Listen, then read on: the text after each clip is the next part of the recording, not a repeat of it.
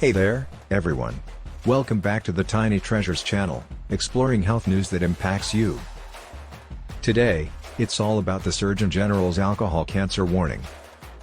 Dr. Murthy highlighted the direct link between alcohol and cancers like breast, liver, and colorectal.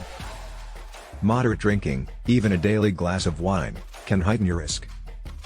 The science is changing, challenging the belief that red wine is beneficial. The hospitality industry is adapting with the rise of dry tripping experiences. Luxury hotels offer alcohol-free menus, and wellness retreats focus on detoxing. Mocktails are crafted with care, featuring herbs and zero-proof options. Try a virgin mojito, mint, lime, and bubbly water, no hangover.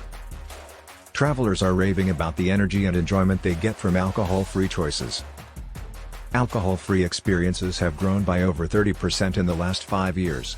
Stay curious about healthier celebrations. Remember, your health journey is unique. Small changes count as wins. Sharing is caring. Cheers to mocktails.